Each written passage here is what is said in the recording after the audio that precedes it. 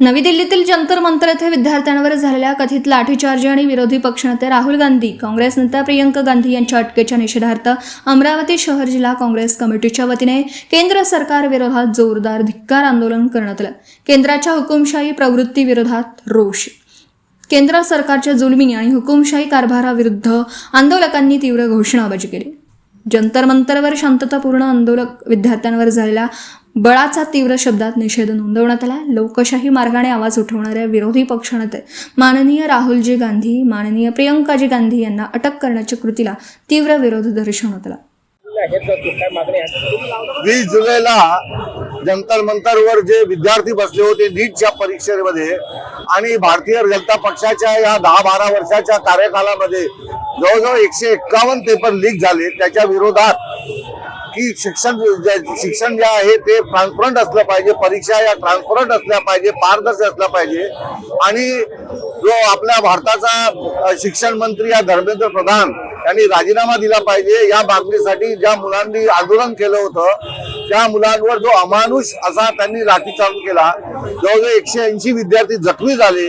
एक मुलगी तर मरणासन परिस्थितीमध्ये हॉस्पिटलमध्ये भरती झाली आणि या त्यांच्या न्याय मागण्याला जे धुतकारून झाला, जो सत्तेचा माज नरेंद्र मोदी आणि त्यांच्या सर्व सहकार्यात चढलेला आहे।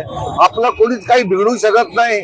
आपण कितीही भ्रष्टाचार केला, आपण कितीही अयोध्येमध्ये रामलल्लाचे दागिने चोरले, आपण विद्यार्थ्यांवर कितीही अन्याय केला तरी आपलं कोणी काही करू शकत नाही। या भावनेतून जो हल्ला झाला त्याचा निषेध करण्यासाठी राहुल गांधी यांनी मोदी यांच्या घरासमोर जे आंदोलन केलं त्याच्यात त्याला 3 तास त्यांनी पोलीस स्टेशनमध्ये टाकलं। या सर्व गोष्टीचा निषेध करण्यासाठी आणि धर्मेंद्र प्रधान यांनी राजीनामा द्यावा या मागणीसाठी शहर काँग्रेस कमिटीचे अध्यक्ष बबलू शेखावत यांच्या नेतृत्वाखाली शहर काँग्रेस कमिटीने आणि सोबत युवक काँग्रेस, NSUI, महिला काँग्रेस, सेवा दल या सर्व लोकांनी आज इथे मोर्चा काढला होता। त्याला तो उत्स्फूर्त प्रतिसाद मिळाला आणि आम्हाला रस्त्यात लोक भेटायचे, आमच्या कानात सांगायचे की भाऊ हे सरकार पडलंच पाहिजे।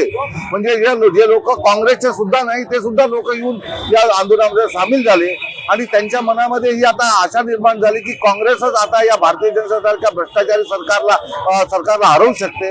या सर्व गोष्टीसाठी आज हा मोर्चा काढला होता। हा चांगला उत्स्फूर्त आम्हाला प्रतिसाद मिळालेला आहे आणि आमची मागणी आहे की सोनम वांगचूक यांचं जे आहे उपोषण ते सोडवण्यासाठी धर्मेंद्र प्रधान यांनी ताबडतोब राजीनामा, खरं तर नरेंद्र मोदी साहेबांनीच राजीनामा दिला पाहिजे। जो अन्याय आणि अत्याचार ते या भारतवर्षावर करून राहिले, पण आता धर्मेंद्र प्रधानांच्या राजीनामाची मागणी आलेली आहे, म्हणून धर्मेंद्र प्रधान यांनी राजीनामा द्यावा अशी आमची मागणी आहे।